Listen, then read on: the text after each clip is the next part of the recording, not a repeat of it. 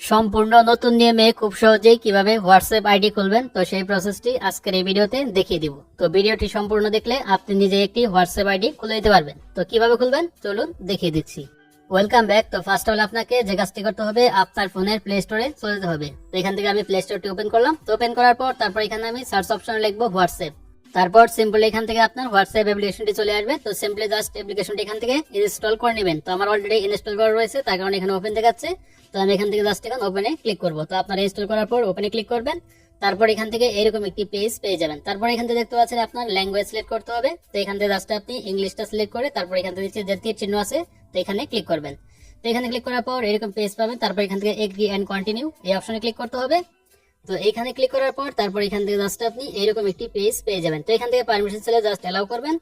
তারপর এখান থেকে দেখতে পাচ্ছেন ফার্স্ট এখানে আপনার কান্ট্রি সিলেক্ট করতে হবে। তারপর এখান থেকে আপনার ফোন নাম্বার দিতে হবে। তো এখান থেকে কান্ট্রিতে ক্লিক করে এখান থেকে আপনি বাংলাদেশ হলে বাংলাদেশ দিবেন, ইন্ডিয়া হলে ইন্ডিয়া সিলেক্ট করবেন। তারপর এখান থেকে ফোন নাম্বার, তো এখানে আপনার একটি ফোন নাম্বার দিতে হবে।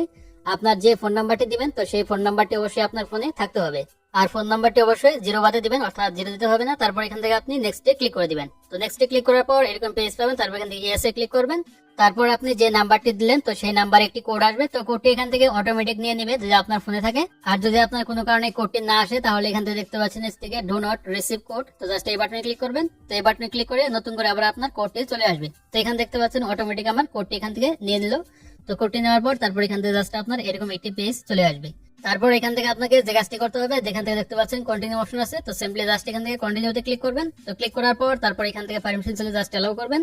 তো অ্যালাউ করার পর তারপর এখান থেকে আপনার এখন হোয়াটসঅ্যাপ এর নাম দিতে হবে। তারপর এখান থেকে আপনার একটি প্রোফাইল পিকচার দিতে হবে। তো এখান থেকে জাস্ট আমি হোয়াটসঅ্যাপ আইডির নামটি দিয়েছি। তো এখানে জাস্ট আমার নামটি লিখে দিলাম। তো এখান থেকে আপনার নামটি লিখে দিবেন। তো নামটি লেখার পর তারপর এখান থেকে দেখতে পাচ্ছেন এই যে প্লাস আইকন রয়েছে, এখানে ক্লিক করবেন।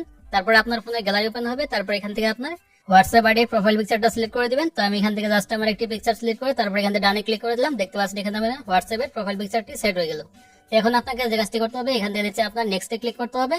তো নেক্সটে ক্লিক করার পর তারপর এখান থেকে এরকম পেজ পাবেন। তারপর এখান থেকে নিচে দিকে স্কিপ অপশন আছে, তো এখান থেকে স্কিপে ক্লিক করবেন।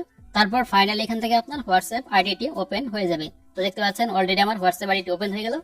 তারপর এখান থেকে দেখতে পাচ্ছেন স্টার্ট চ্যাটিং, এখান থেকে দেখতে পাচ্ছেন সেন্ড মেসেজ, এখান থেকে ক্লিক করেন। তাহলে আপনার কন্টাক্টে থাকা সকল হোয়াটসঅ্যাপ আইডি গুলো এখানে দেখতে পাবেন। তাদের সাথে আপনি কল, মেসেজ, চ্যাটিং সবকিছু করতে পারবেন। তো এই ছিল প্রসেস কিভাবে আপনার হোয়াটসঅ্যাপ আইডি খুলতে হয়। তো ভিডিওটি এবার পর্যন্তই। তো ভিডিও ভালো লাগলে অবশ্যই একটি লাইক দিবেন।